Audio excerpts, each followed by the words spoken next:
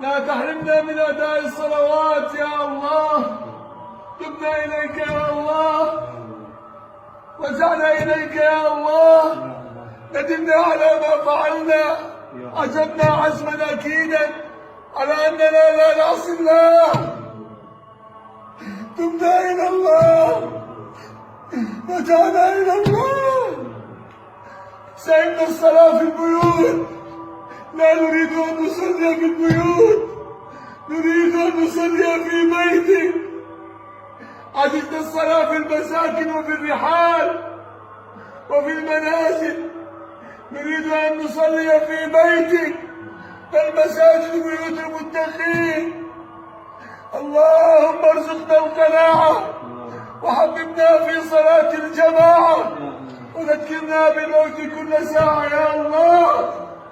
اللهم إنا نعوذ بك من جهد البلاء ودرك الشقاء وسوء القضاء وشماتة الأعداء والخيبة بعد الرجاء.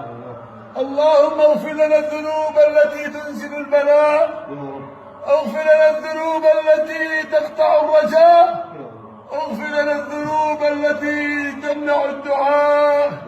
يا من ذكره شفاء وطاعته دواء، ارحم من رأس ماله الرجاء وسلاحه البكاء. يا من لا تراه العيون ولا يصفه الواصفون، وأمره بين الكاف والنون، وإذا أراد أن يقول شيئا كن فيكون. ردنا إلى المساجد ردا جميلا يا الله، ردنا إلى الجوامع ردا جميلا يا الله، نتوسل إليك يا الله. اللهم يا رب طالت علينا يا الله، اللهم اكشف عنا هذا البلاء، واكشف عنا هذا الداء، واكشف عنا هذا البلاء. تصيب به من تشاء وتصرف عن من تشاء، تصرف عن بلاد المسلمين يا الله. نتوسل اليك يا الله، اكفناه بما شئت وكيف شئت يا الله.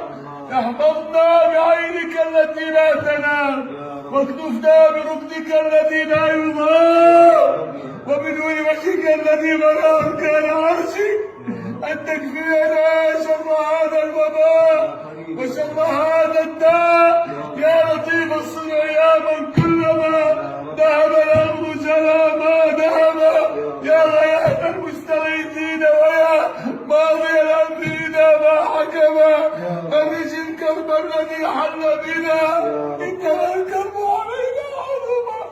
واستجب لنا يا الهي دعواتنا، انت ربنا وانت رحيم الرحماء. اللهم اصلح لنا بالنا واحوالنا وشؤوننا كلها، واجعل لنا من كل هم فرجا ومن كل ضيق مخرجا، ونجنا مما قد نزل بنا يا ارحم الراحمين.